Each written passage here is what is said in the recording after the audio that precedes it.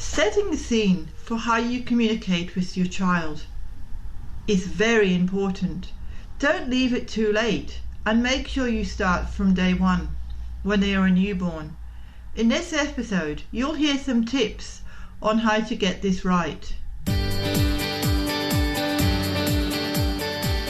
I'm infant massage instructor Helen Thompson.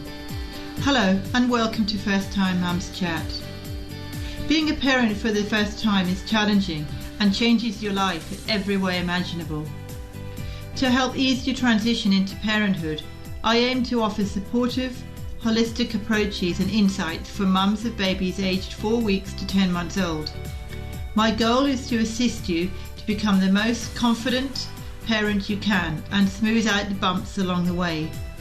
This podcast is brought to you by My Baby Massage, so let's do this together. This podcast is for informational purposes only and does not constitute medical advice. Please contact a medical practitioner if you are concerned or have any medical issues. Young children are not the same as adults. They respond differently, and it is important to remember to treat them with respect. They do not have the same language skills as an adult, and they have less experience in interacting with others, and they working things out in a different way, and as a result they see things very differently from adults. So the question I'd like to ask is, how can I communicate with my child to enforce positive behaviour? A positive way of looking at this is always to accept a child. You do not have to accept or approve of their behaviour. In other words, let your child know that you respect their feelings and you respect them, and it's the behaviour that you do not like. There are several ways that you can do this.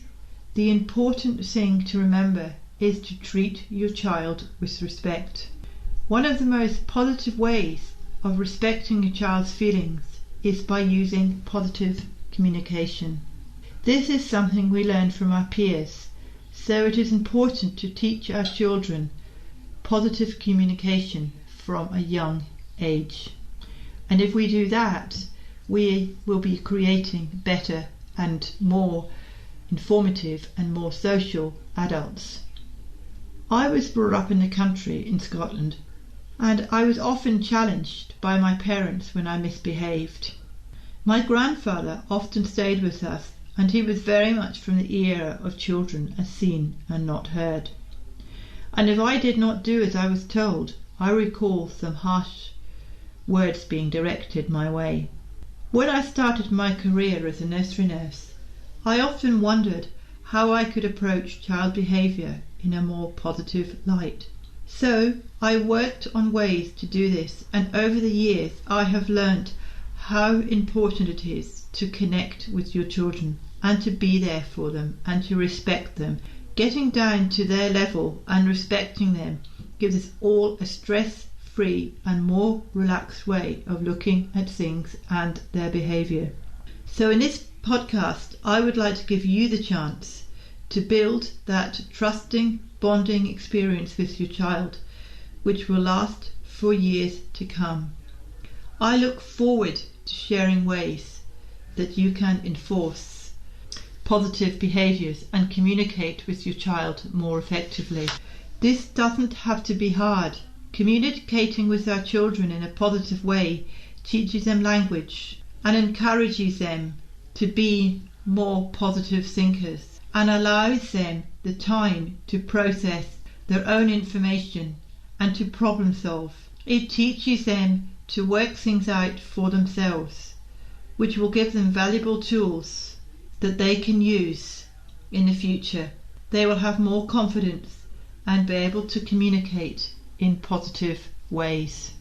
As I mentioned, there are so many different ways you can communicate with your child. Remember, they look to us for guidance and support, so we need to acknowledge and identify their feelings. Here's an example of what I mean. If they're getting mad, or if they're angry, or if they throw a tantrum, or if somebody pulls the truck away from them, Or if a child has a playmate and somebody comes along and knocks their truck down, or pulls their truck away, or knocks their building down, here is what you can say, an example of what you can say instead of saying don't do that. You could say something like, I noticed that you were mad. Is that because Ben took the truck away from you? This lets your child know his feelings are being respected and you are responding to his needs and wants, and this can change the child's behaviour straight away. The other thing to bear in mind is to interpret the experience. By this I mean look at what's happened and see how you can make this into a positive situation. For example, it looks like Ben wants your truck, or it looks like you both want the truck.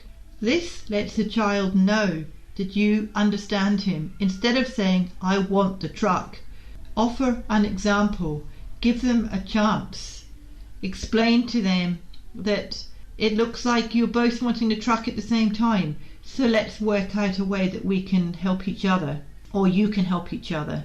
The other thing to do is to report and observe. So think about the situation and think about how you can resolve the situation in a positive way. For example, you would like the truck, but Ben took it from you. What can you do? That allows the child to process the information. It gives the child the chance to think about an answer. The next one is, of course, asking a question. What would you like to happen now?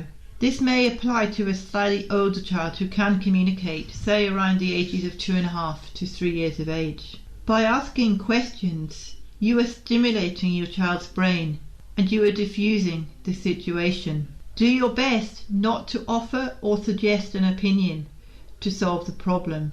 Allow your child time to think about it, how to solve the problem, and offer some solution.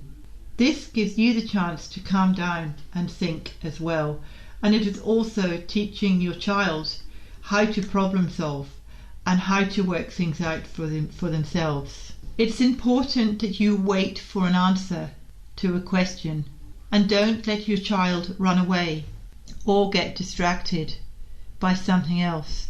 If they do, ask a question again and wait and expect an answer.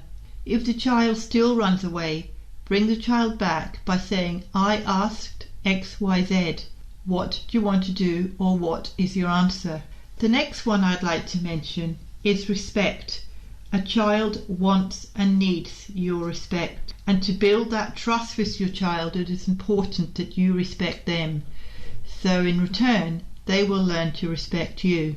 Never force a child to share their things. If he or she is playing with a truck and a sibling or a playmate comes along and takes the truck away, instead of saying you can't share, you have to share with that child. If the child says no, ask him when he might be ready to share his truck. Children can be very generous when given the opportunity to do so.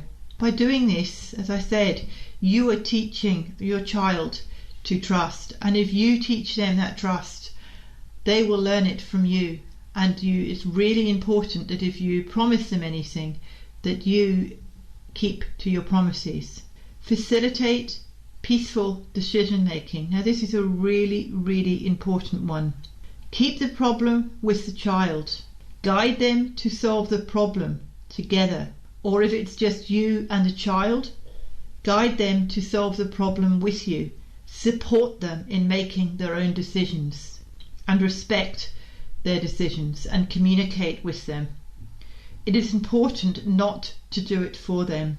If you, as I said, are the only one involved, give the child a chance to make a decision to solve the problem.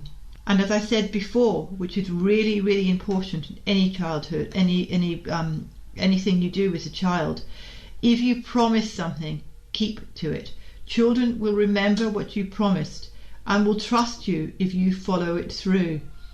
If you continue not to follow through your promises, your child will learn to disrespect you and they will not trust your decision.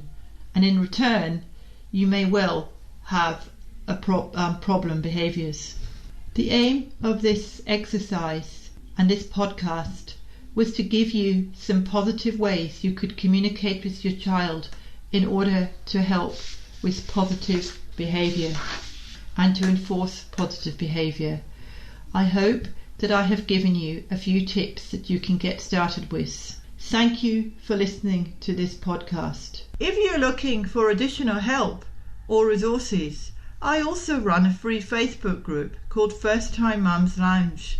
So please join me and you'll gain access to tips to help you and your baby through the beginning stages of your journey. You can access the group by going to mybabymassage.net/Facebook. mybabymassage.net/Facebook. I also welcome questions, comments and feedback on my podcast episodes. Please feel free to reach out by sending me an email at info@mybabymassage.net. info@mybabymassage.net. And once again, thank you so much for listening.